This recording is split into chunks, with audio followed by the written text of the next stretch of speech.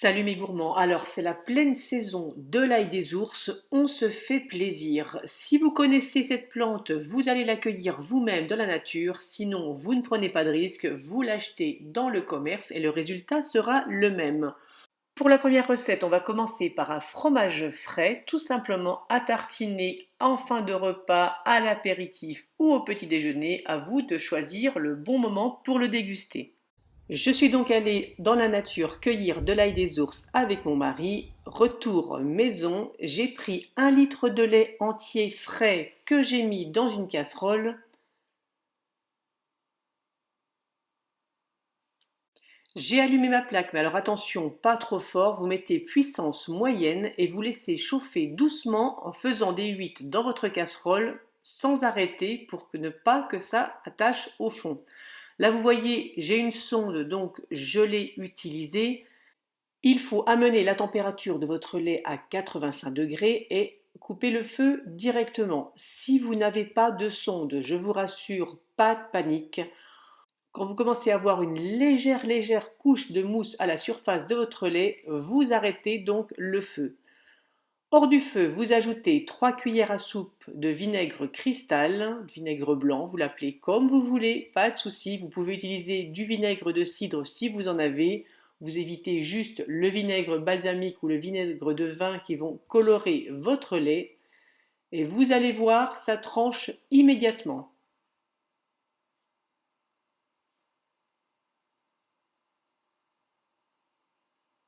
On remue délicatement une dernière fois. On va ensuite couvrir et laisser reposer pendant 15 à 20 minutes.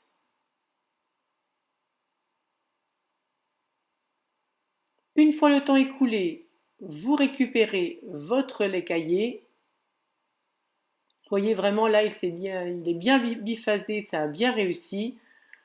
Vous mettez une passoire fine, un chinois dans une casserole, dans un récipient. Vous mettez à l'intérieur une étamine si vous en avez, sinon un linge propre fera l'affaire. Et vous allez venir y verser votre lait caillé.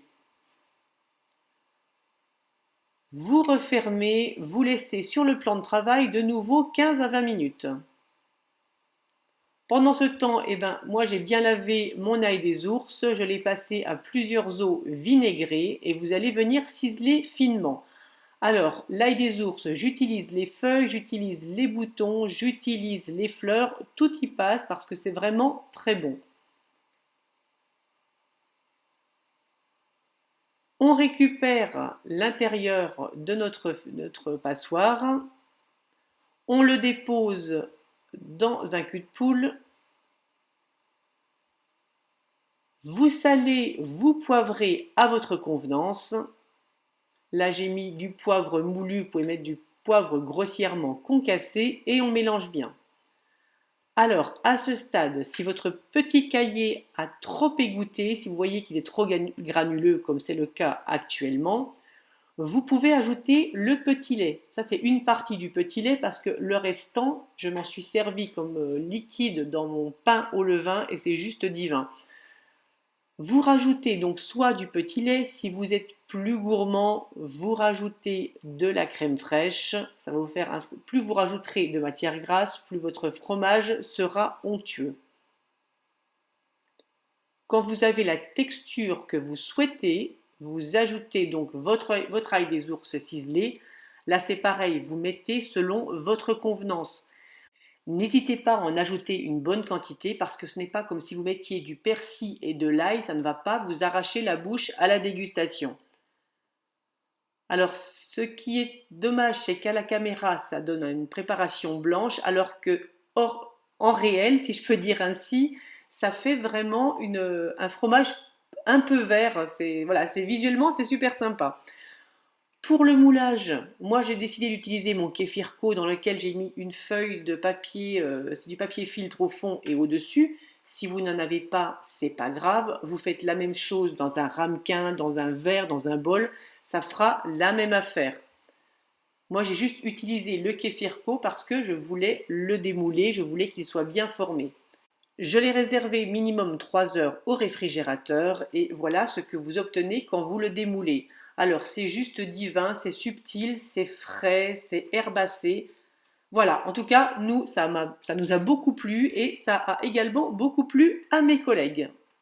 Seconde recette, un grand classique à la maison ici, le cake à l'ail des ours. Alors, j'en fais toujours 2 ou 3 à chaque saison que je coupe en tranches et que je congèle, comme ça on en a toujours à dispo. Franchement, c'est un pur bonheur. Mon ail des ours, bah écoutez, c'est toujours le même principe, hein. Je le lave à 2 ou 3 eaux vinaigrées, je le passe ensuite à l'essoreuse à salade et j'utilise tout donc dans cette ail, que ce soit les feuilles, les boutons comme je vous montre ici, ou les fleurs. On cisèle toujours une jolie quantité. Je vous mettrai en fin de vidéo un lien pour une autre vidéo d'ailleurs, où vous trouverez d'autres recettes à base d'ail des ours.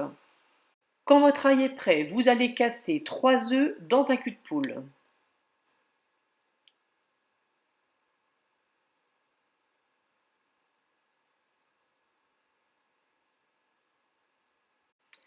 Vous les battez en omelette avant de venir y ajouter 180 g de farine,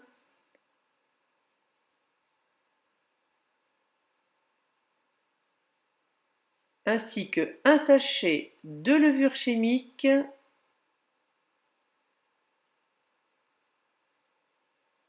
une pincée de sel et le poivre à votre convenance.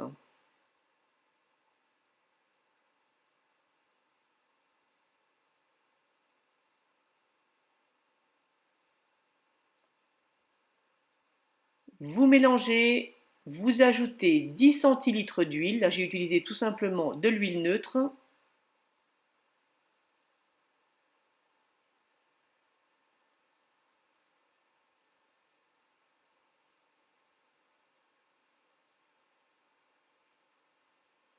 Et cette fois-ci, vous incorporez 12 centilitres de lait tiède.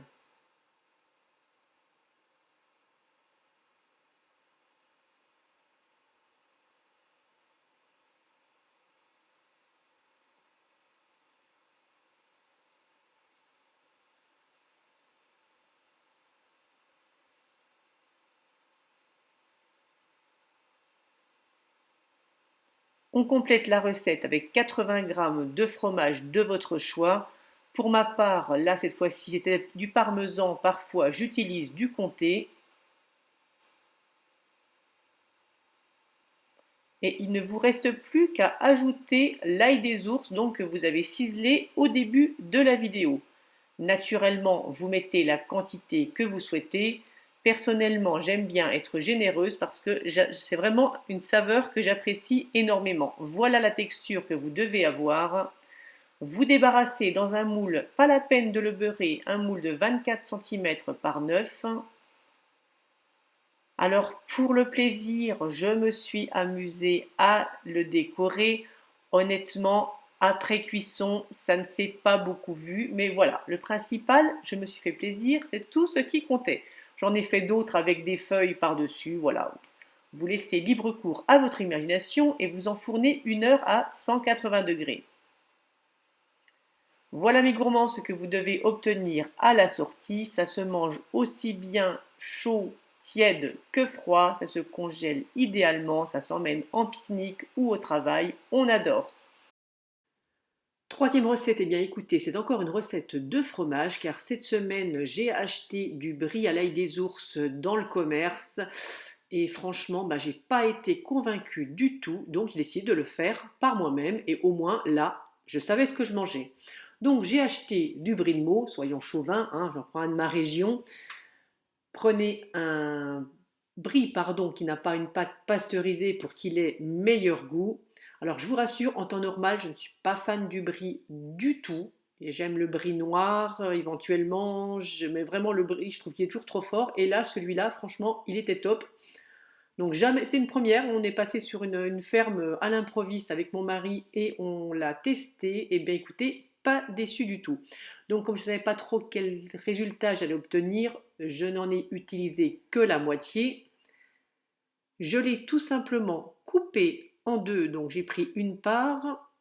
Cette part, je l'ai coupée dans le sens de l'épaisseur. Ce côté-là, de côté pour l'instant dans le réfrigérateur.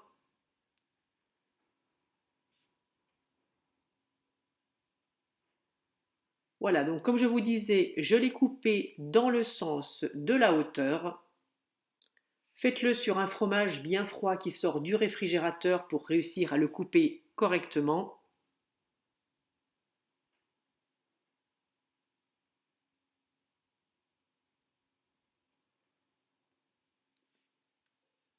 Bon, il avait décidé de rester collé sur mon couteau. Il ne vous reste maintenant plus qu'à le garnir généreusement d'ail des ours ciselés. Tout simplement, ce n'est pas plus compliqué que ça. Quand vous en avez mis suffisamment, vous refermez votre brie comme un sandwich, vous l'emballez et vous le réservez au réfrigérateur.